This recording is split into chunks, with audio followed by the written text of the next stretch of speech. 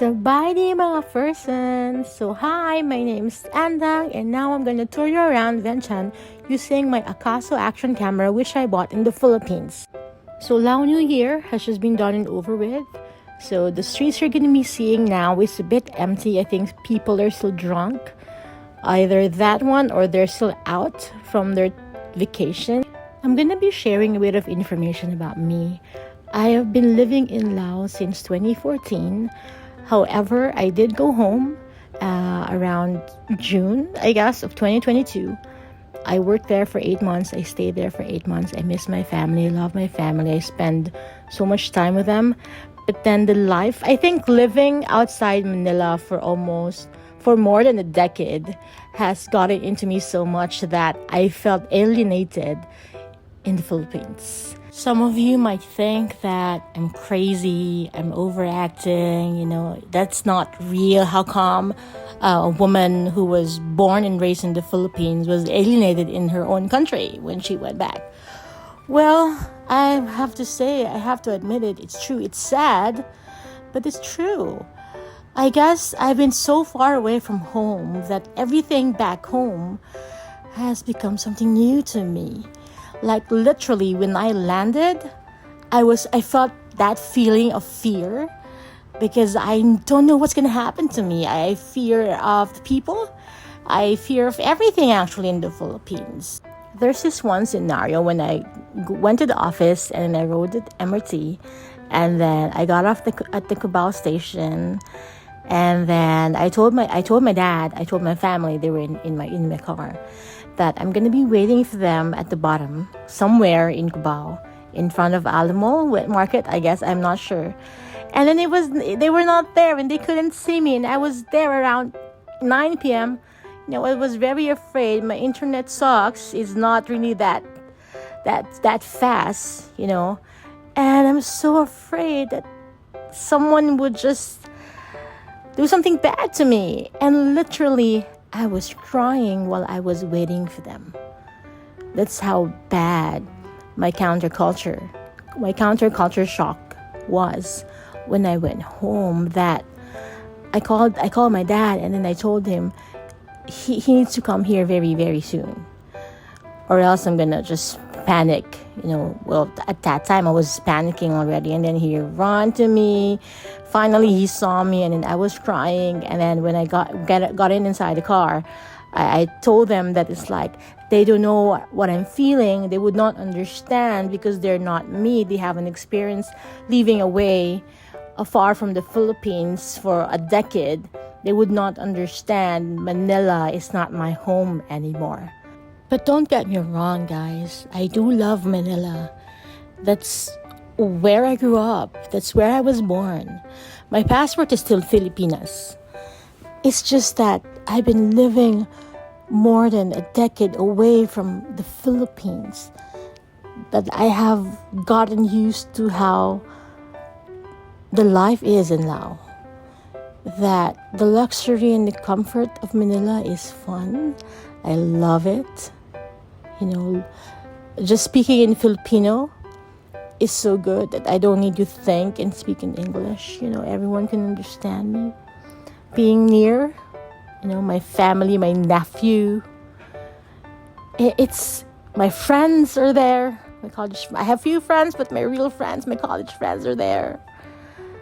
But that's not where I should be. So after 8 months of living in Manila and suffering the tedious, oh my God, the hellish traffic jam, 6 hours of my 24 hours was wasted because of traffic in Manila. And that's not something I could take anymore. So yes, it was actually an easy decision if I'm just gonna think of myself. But then I also come into consideration about my dad. Of course, he's not getting any younger. My nephew, my nieces, they're like growing up not knowing who Tita Chicks is. But then I have to decide for myself. I have to do this for myself, or else I'm just gonna be living every day regretting the decision of not going back to Laos. So yeah, I booked a flight. And here I am. I'm living in Laos for more than a year.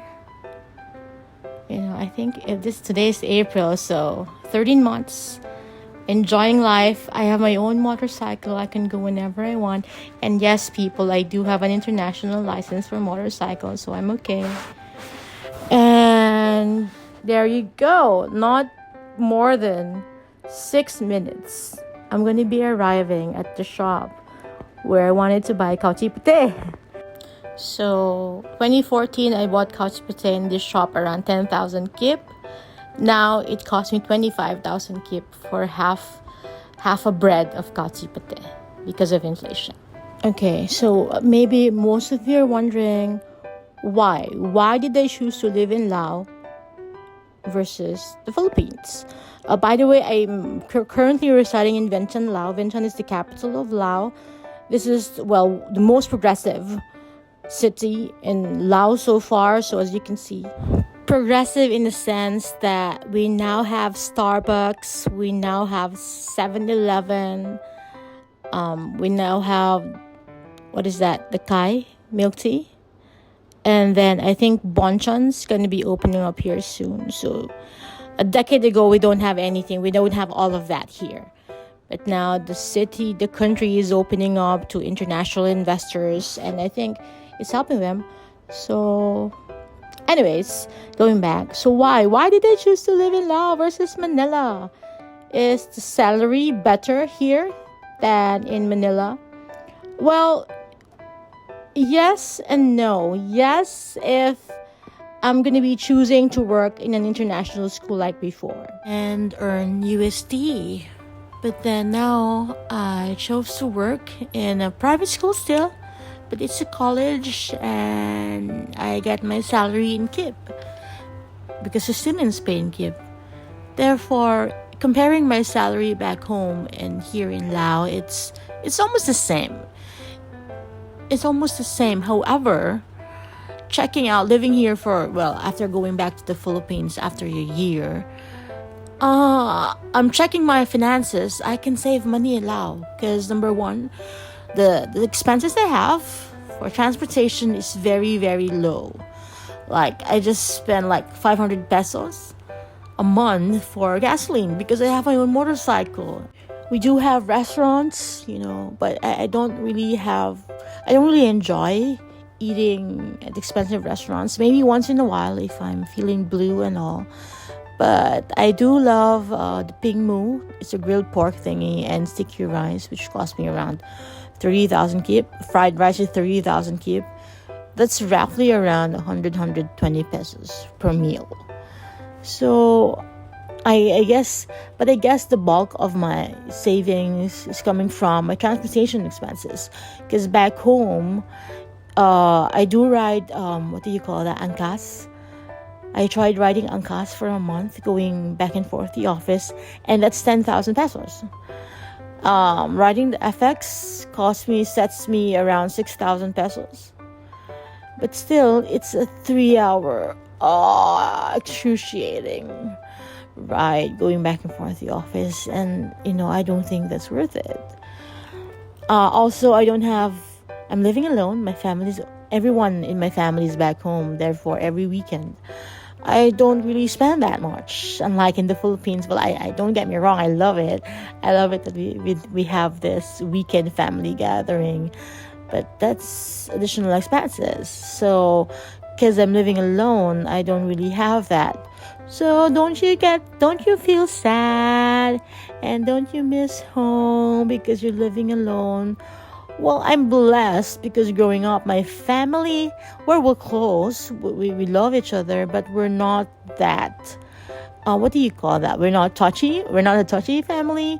We don't hug, we don't kiss. It's like, we enjoy time spending each other together, but that's it. I miss them, yes, but when I miss them, I just do video call and then that's it. So what do I do when I feel sad? Number one, I rarely feel that nowadays because I think, well, I'm living more than a decade away from my family. So I think I'm over that. But when I do feel sad, I'm just gonna ask my friends to eat sinat. Sinat is like the counterpart of samgyup in the Philippines. But instead of the Korean sauce, we do have peanut sauce, and that's much better than what we have in the Philippines. That's my comfort food. I do splurge sometimes. I do go out and go to Starbucks, and even if it's expensive, it's okay.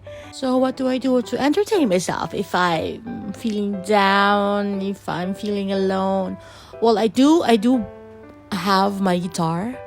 I do have my ukulele. I bought a piano.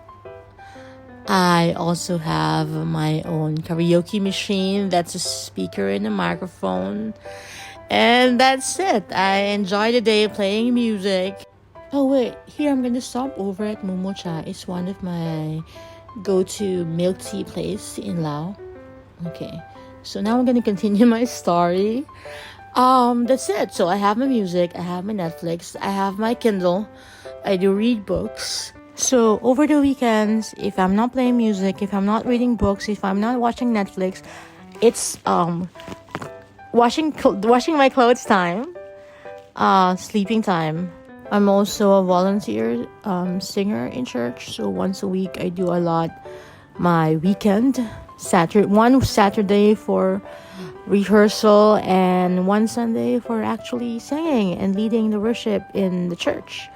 And then after that, basically my weekend is just me time. Sometimes I do go out with my friends, but more often it's like I just want to spend the weekend all to myself, enjoy the quiet time, enjoy my me time, enjoy resting by myself.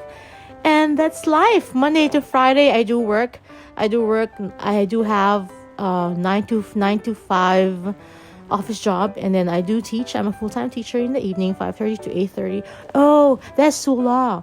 Yeah, if you're gonna look at it in the Lao perspective, but if I'm gonna compare it to my life in the Philippines back home, it's just like my travel time in the Philippines. So basically, it's just the same, but less hassle because it's not wasted in traffic.